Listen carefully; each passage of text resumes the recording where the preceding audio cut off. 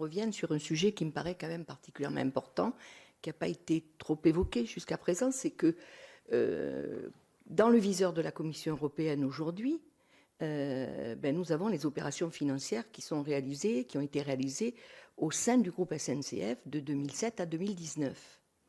Donc, moi, je pense que c'est l'Europe qui est en train de dérailler dans ce sujet-là. L'entité Fret SNCF, elle a été créée en 2009, suite à l'ouverture à la concurrence voulue par la Commission européenne, et qui d'ailleurs, cette ouverture à la concurrence, avait débuté en 2006, quand Fret SNCF avait été obligé par la Commission d'abandonner une partie de ses trafics et surtout le wagon isolé pour laisser la concurrence libre et non faussée s'installer. Ça, c'est une réalité. Cette ouverture à la concurrence, elle devait faire merveille, mais c'est exactement l'inverse qui s'est produit. Donc, depuis 2009, de restructuration en restructuration, les effectifs de cheminots de fret sont passés de 14 200 à 5 300 fin 2022 quand même. Le trafic s'est effondré, bien sûr, ça fait la part belle à la route.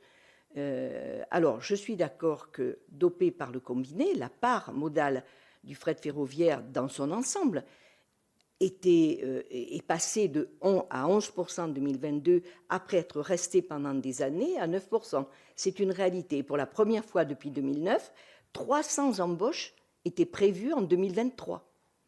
Alors pourquoi cette attaque de la Commission européenne contre l'entreprise publique? C'est la question que l'on peut se poser. Le fret ferroviaire, on est tous d'accord là-dessus, est une solution évidente pour décarboner le transport, qui est un des secteurs les plus émetteurs en CO2. Nous savons qu'il a atteint en 2021 son meilleur niveau en part modale depuis 2017. Vous le disiez très justement, c'est 10,7% et son meilleur niveau de trafic depuis 2015, puisque c'est presque 36 milliards de tonnes au kilomètre. Le ministre des Transports, dans le même temps, annonce une enveloppe supplémentaire pour le fret, et ça a été dit aussi, de 670 millions d'euros à 200 millions par an à partir de 2025 jusqu'en 2030 au moins. Alors, à l'évidence, moi, je trouve que nous sommes, et je l'ai relevé, mais je suis d'accord avec, nous sommes en absurdie. Franchement, la Commission européenne veut casser une entreprise centrale pour la transition écologique, alors qu'elle fait de la lutte contre le changement climatique sa priorité absolue. Alors moi, j'ai envie de dire, tant pis, c'est au nom de la concurrence libre et non faussée, et tant pis aussi si cette décision va plomber le transfert des marchandises de la route vers le rail. Voilà, alors aujourd'hui, on estime à plus d'1 million de camions supplémentaires qui seraient sur nos routes. Excusez-moi, mais je trouve que c'est un scandale écologique. Voilà. Aujourd'hui, près de 40% du transport routier de marchandises est un transport de transit. Les immenses entrepôts s'installent sans obligation d'embranchement ferroviaire. Mieux, ceux qui existaient disparaissent, et moi je le vis très directement dans mon département. Il y a urgence, à mon avis, à reprendre en main le transport ferroviaire à travers un vrai service public ferroviaire et sortir le fret du marché de la concurrence. Alors, vous regroupez, Monsieur le Président, à la fois des organismes publics et des organismes privés au sein de CATREF. Pensez-vous pouvoir maîtriser les velléités ou les volontés de certains de vos adhérents, clients, et garantir une forme d'opposition ou de résistance aux orientations libérales imposées par l'Union européenne? Et dans ce contexte, quel avenir, bien évidemment, entrevoyez-vous pour le fret ferroviaire? Je suis un petit peu dur.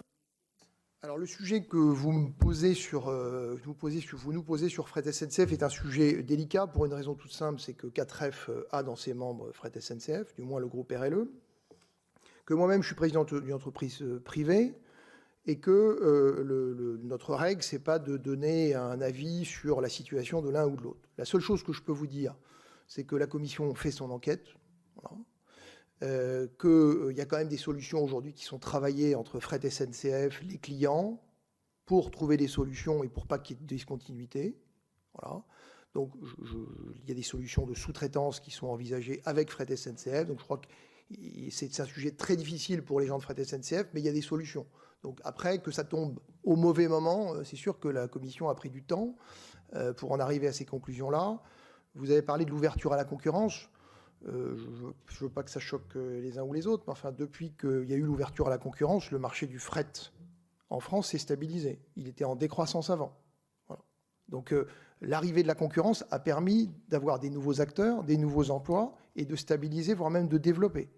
Donc, et puis, ça a aussi aidé Fret SNCF à se réformer et avoir une vision peut-être différente de celle du passé. J'ai un souvenir que j'ai retrouvé sur une archive de l'INA, du sénateur Lahellec, parlant des transports Lahaye en Bretagne il y a une vingtaine d'années, qui essayaient de se développer et qui avaient des difficultés à cause du réseau. Voilà, donc c'était un problème de qualité du réseau, qualité de service. Donc je pense que cette situation n'est pas nouvelle. La situation de la commission Fret SNCF la connaissait. Et vous parliez du rôle de l'État. Je pense que l'État est avant tout responsable de cette situation. Voilà. Alors c'est facile à dire, mais je pense que la vérité est là. Merci. Je vais donner la parole à